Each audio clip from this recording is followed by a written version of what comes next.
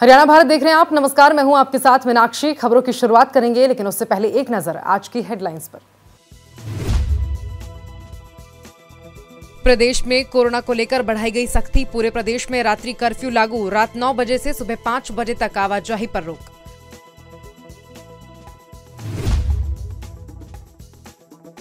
उप मुख्यमंत्री दुष्यंत चौटाला ने जेपी नड्डा से की मुलाकात। मंत्रिमंडल विस्तार की चर्चा हुई तेज।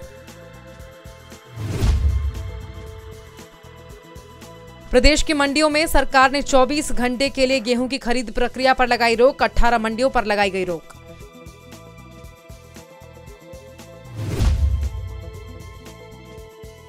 सोनीपत में किसानों ने लंबे विरोध के बाद केएमपी के जेपी टोल प्लाजा को खोला। रोजाना हो रहा था लाखों का नुकसान। अंबाला जिले में देर रात टिम्बर मार्केट में लगी भयंकर आग। आग ने लकड़ी के गोदाम को पूरी तरह किया खाक। प्रदेश में बढ़ते कोरोना संक्रमण के बीच प्रदेश सरकार ने पूरे प्रदेश में रात्रि कर्फ्यू लगाने की घोषणा कर दी है, जिसके बाद अब हरियाणा में रात 9 बजे से सुबह 5 बजे तक आम आदमी की आवाजाही पर रोक लगा दी गई है। प्रदेश में पुलिस ने बीती रात से ही सख्ती से लोगों से रात्रि कर्फ्यू का पालन भी करवाया है। हालांकि नाइट कर्फ्यू के दौरान आवश्यक सेवाओं में लगे कर्मचारियों की आवाजाही जारी रहेगी और कर्फ्यू का उल्लंघन करने वालों पर कानूनी कार्रवाई भी की जाएगी। साथ ही बता दें कि हरियाणा में कोरोना ने विकराल रूप धारण कर लिया है और पिछले 5 महीनों का रिकॉर्ड तोड़ दिया है।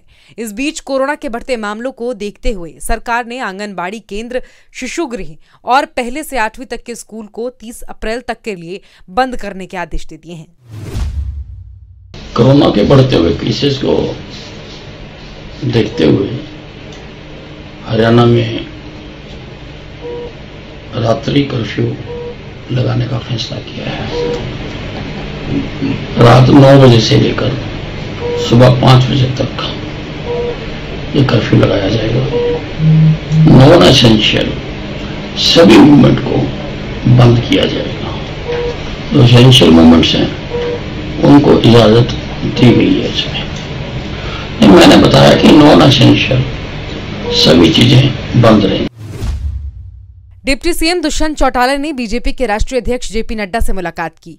ये मुलाकात नई दिल्ली में हुई। सीएम मनोहर लाल के बाद दुष्यंत की नड्डा के साथ हुई इस बैठक के कई मायने निकाले जा रहे हैं। इससे गठबंधन सरकार में मंत्रिमंडल विस्तार की चर्चाएं भी तेज हो गई हैं। दुष्यंत ने मुलाकात के दौरान किसान आंदोलन समेत अनेकों मुद्दों पर चर्चा की। मंत्रिमंडल विस्तार को लेकर जेजेपी पहले ही अपने कोटे से नाम तय करके सीएम को सौंप चुकी है। अब बीजेपी को अपने कोटे के मंत्री का नाम तय करना है। साथ ही उन्होंने किसान आंदोलन से उपजे हालात से भी नड्डा को अवगत कराया। दरअसल बीते कुछ दिनों से प्रदेश में किसान जगह जगह सरकार कार्यक्रमों का विरोध कर रहे हैं, जिससे सरकार के लिए स्थिति असहज हो रही है। प्रदेश की मंडियों में ज्यादा गेहूं आने के कारण सरकार ने 24 घंटे के लिए गेहूं की खरीद प्रक्रिया पर रोक लगा दी है। यह आदेश सिर्फ 18 मंडियों पर ही लागू होगा। साथ ही बता दें कि हरियाणा में 1 अप्रैल से गेहूं की खरीद शुरू हुई है। इस बार सरकार ने 72 घंटे के भीतर किसानों को भुगतान करने की समय सीमा तय की है।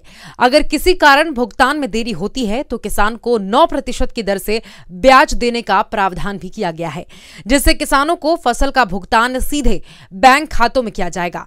वहीं सरकार ने इन मंडियों के पास ज्यादा खरीद केंद्र खोलने के लिए जिला उपायुक्तों को भी कहा है। साथ ही किसानों से कहा गया कि वो मोबाइल पर मैसेज मिलने के बाद ही मंडी में अपनी फसल लेकर जाएं। सोनीपत में किसानों ने लंबे विरोध के बाद एक बार फिर केएमपी के जेपी टोल प्लाजा को खोल दिया है। बताते चलें कि आंदोलन कर रहे किसानों ने टोल प्लाजा को निःशुल्क करा दिया था, जिसके चलते रोजाना लाखों का नुकसान हो रहा था। हर रोज के नुकसान को देखते हुए सरकार ने केएमपी और केजेपी टोल प्लाजा को खोलने के आदेश दिए। टोल प्लाजा खुलवाते वक्त मौके पर तमाम पुलिस अधिकारी मौजूद रहे, साथ ही डीएसपी और एसडीएम भी मौजूद रहे। गौरतलब है कि किसान आंदोलन में किसानों ने नेशनल हाईवे को निःशुल्क करवा दिया था।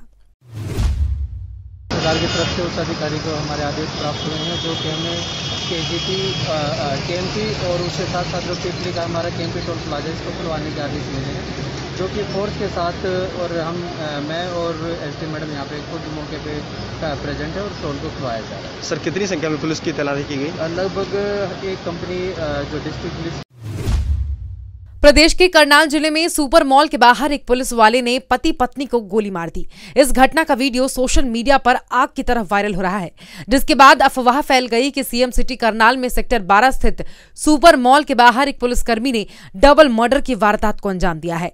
यह अफवाह फैलने के बाद पुलिस विभाग में भी हड़कंप मच गया। बता दें कि जांच पड़ताल होने के बाद जो सच सामने आया उसने सबके होश उड़ा दिए। दरअसल ये घटना असली नहीं थी, बल्कि एक सीन था जो वेब सीरीज के लिए शूट किया जा रहा था। सारा सच जानने के बाद एसपी गंगाराम पुनिया सामने आए और उन्होंने मामले पर सफाई दी। एसपी ने बताया कि ऐसी कोई घटना करनाल में नहीं हुई है और ये वीडियो एक वेब सीरीज की शूटिंग का हिस्सा है। प्रदेश के अंबाला जिले में देर रात टिम्बर मार्केट की भयंकर आग ने जमकर तांडव मचाया और लकड़ी के एक गोदाम को बुरी तरह खाक कर दिया। बता दें कि छावनी की टिम्बर मार्केट में लगभग 11 बजे लकड़ी के गोदाम में आस पड़ोस के लोगों ने आग लगी देखी तो तुरंत दमकल विभाग को फोन कर आग की सूचना दे दी गई। लेकिन देखते ही देखते आग ने इतना भयंकर रूप धारण कर लिया कि दमकल विभाग की 7 से 8 गाड़ियां आग लगने के 2 घंटे बाद भी काबू नहीं कर सकी। साथ ही बता दें कि आग लगने की सूचना मिलते ही प्रदेश के गृह मंत्री अनिल विज भी मौके पर पहुंचे और हालातों का जायजा लिया। लकड़ी के गोदाम में आग किन कारणों से लगी इस बात का अभी तक खुलासा नहीं हो सका है, लेकिन गोदाम के मालिक ने बताया कि उसका लाखों का नुकसान हो गया। वहीं लोगों ने दमकल विभाग पर देरी से पहुंचने के आरोप भी लगाए हैं। अंबाला में बढ़ रहे कोरोना के मामलों के चलते सरकार ने रात 9 बजे से सुबह 5 बजे तक नाइट कर्फ्यू लागू कर दिया है। बावजूद इसके अंबाला के बाजारों में नवरात्र की पूर्व संध्या पर महिलाएं और पुरुष खरीदारी करने के लिए आ रहे हैं, लेकिन इन सबके बीच नजर आ रहा है कि अधिकांश लोग कोरोना के नियमों की धज्जियां उड़ा रहे हैं। महिलाएं और पुरुष बिना मास्क के भीड़ में खरीदारी कर रहे हैं। हालांकि पुलिस जिप्सी वार्निंग दे रही है, लेकिन उसका भी किसी पर खास असर पड़ता नजर नहीं आ रहा। वहीं बाजार एसोसिएशन के प्रधान विनोद जोर का कहना है कि सरकार ने जो कर्फ्यू लगाया है वो अच्छा किया है। वहीं जो लोग इसकी अवहेलना करते हैं उनके खिलाफ कानूनी कार्रवाई की जाएगी। उनका यह भी कहना है कि बाजार में जो भी बिना मास्क खरीदारी करने आएगा उसको वो सामान नहीं देंगे जब तक वे मास्क लगाकर नहीं आते हैं। पानीपत के संजय चौक के नजदीक लुटेरी कार ने लोगों में दहशत मचा रखा है।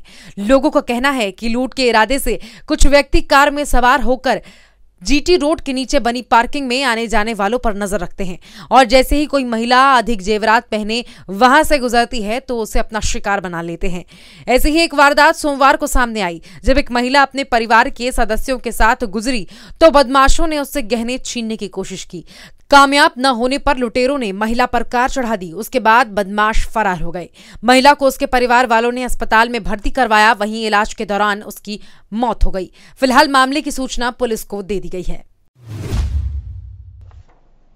सर ऐसा मैं माल लेने गया था, ठीक है, और मेरी वाइफ बाहर खड़ी थी ऐसे, ठीक है, और ये पार्किंग थी जो गाड़ी खड़ी थी अंदर, तो ये मेरे बच्चे थे, ठीक है, इनको चढ़ा दिया इसने पर, तो वो हराम जाता था बिल्कुल ही, ठीक है, उसने बिल्कुल ही सामने से टक्कर मारी उसको और वो ऊपर ऐसे शीशे पे गिर के जब भी नहीं रुका वो, जब भी वो खींच के लेके गया इसको। कहाँ की बात है सर ये अपना संजय चौक है सब। क्या नाम था इनका? सिंधो। कहाँ के रहने वाले? हम जी बाता गाँव हमारा गाँव बाता है, जिला कैथल है हरियाणा। तो यहाँ क्या करने आए थे? यहाँ सर हम माल लेने आए थे, चद्दर कपड़ा लेने आए थे सर।